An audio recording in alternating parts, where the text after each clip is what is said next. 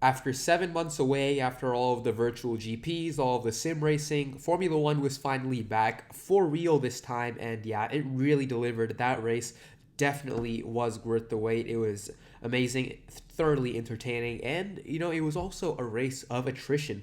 Only 11 out of the 20 drivers finished the race, which is practically unheard of in this day and age. And I guess the most notable of those non-finishers was Max Verstappen, and yeah, it's really got to hurt his title challenge because it is his home race.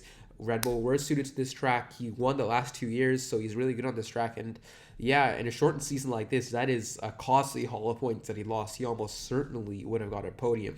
But it was a truly dominant performance from race winner Valtteri Bottas. He definitely deserved that win, leading the race from start to finish. And yeah, I guess Bottas is back once again. We have our Bottas 3.0. He started the season strongly, just like he did back in 2019. So we've seen that he does have the pace, but the question is, can he keep it up in the next few races of this season? Obviously, Hamilton, disappointing result for him with the penalty and everything, which I'm going to get into. But yeah, it was definitely a great performance from Bottas, being able to hold off his teammate, absorb all of that pressure, and yeah, he definitely deserved that win. And yeah, let's see if he can win the next race. If he really does win the next race, then it definitely is game on for the championship.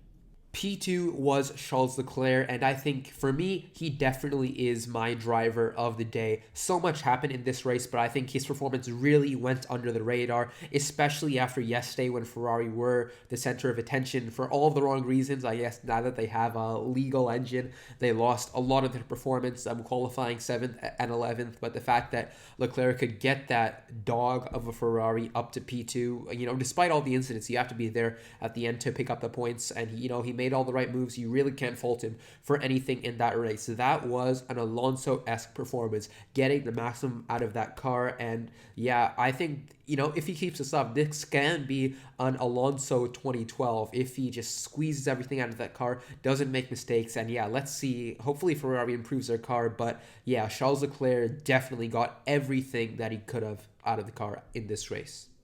Unfortunately, the same can't be said for his teammate Sebastian Vettel, who made another mistake that led to another spin.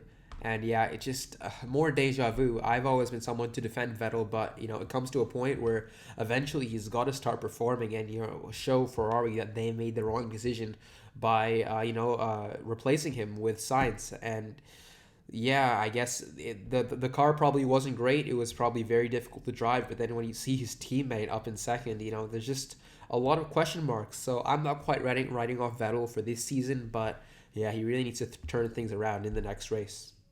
And in third place came Lando Norris for the first podium in his Formula One career. Now, that was a great drive from the young British driver, obviously starting in fourth place. And yeah, just being up at the front pretty much for the entire race, mixing it up with the Racing Point of Perez, his teammate Sainz, Leclerc. Just a great race, a lot of brave overtaking maneuvers. Obviously, the one on Perez into turn 3 where they banged wheels, it was a very good move. And yeah, I think the overall highlight of his race definitely has to be the last lap. Obviously, Hamilton had that 5-second penalty, which we will get onto. But yeah, Norris was like 5.4 seconds behind Hamilton, but then he just clocked in the lap of probably his life on that final lap to not only get the fastest lap, but yeah, also get that P3 because he was obviously within 5 seconds of Hamilton. So when the penalty was applied, Norris was put up to P3. I mean, I really suggest you look at the onboard of that lap. It was total commitment. He really deserved that podium. And yeah, he gets his first podium before his peers, Albon and Russell. So yeah, can we see Lando Norris having a really good season? Let's see if he can continue on from this.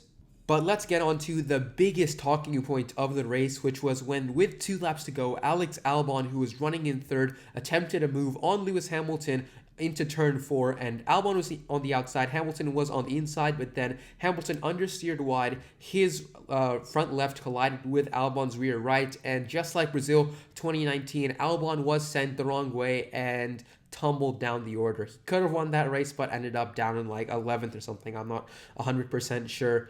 But the big question is, was it a penalty? Was it not a penalty? Well, it's a really tough one. I've been, shifting sides. I've been on the fence, but Ultimately, I think that the stewards got it bang on. I think 5 seconds, 5 second penalty was definitely the right decision. I don't think they should give Hamilton that harsh of a penalty because in that situation, there's really nothing he could do. If you look at his onboard, he was giving as much luck as he could to avoid hitting Albon, but he was just a passenger at that point. I don't think he could have given Albon any more space. Then in Albon's defense, Albon had that corner. He had half a car length on Hamilton going into that corner. So, you know, I guess, giving just labeling it as a racing incident would be a bit harsh to Albon because, he could have won that race and instead got no points at all. So, the fact that Hamilton completely ruined his race, that I guess that's what warrants the 5 seconds. But at the same time, you cannot really fault Hamilton for doing anything. There was nothing he could have done better in that situation, in my opinion, at least. So, yeah, I think 5 seconds was the right decision. All right, I'm recording this again because my opinions change on it again. It's such a tough one, but I don't think it's a penalty because thinking about it, Hamilton has not done anything wrong. He's turned to the right as much as he could. He's given as much space as he absolutely could.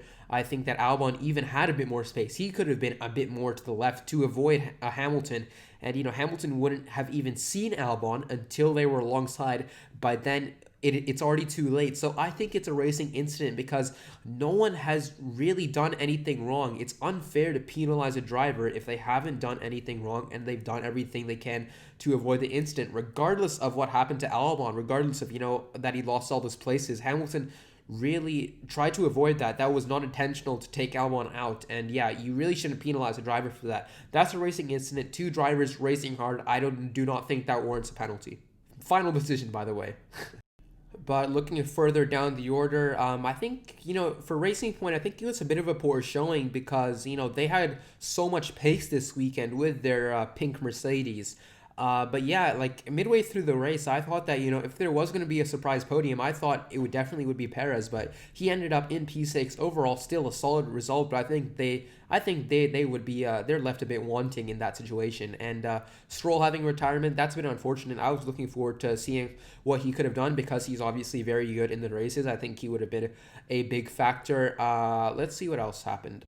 Pierre Gasly was in seventh, good result for him. Ocon came in eighth, fair play to him. His first race weekend since 2018 took him a while to get up to speed, but 4 points is 4 points at the end of the day. Very valuable points in the midfield. Giovinazzi ninth, Vettel 10th, and Nicholas Latifi 11th. Congratulations to him. He equaled George Russell's best ever score. I swear, if Nicholas Latifi gets a point and George Russell doesn't, that would be kind of crazy, to be honest. But yeah, George Russell, I feel bad because he probably would have gotten points if he hadn't retired. I think he deserves better. Check out my video with Albas about who should be at Mercedes. I think he deserves that Mercedes seat next year. But yeah, let's see what he can do this season in the Williams. Seems to be a bit better than last year, luckily. And yeah, that's, I guess, pretty much, we've covered pretty much everyone in the order. But yeah, guys, that was my review of absolutely chaotic Austrian Grand Prix. It was an amazing first race back. I'm really looking forward to the next race in Austria, which is obviously next week. And tomorrow I'll be getting a video out finally. So I hope you guys are looking forward to that. As always, thanks for watching, and I'll see you guys in the next one. Bye.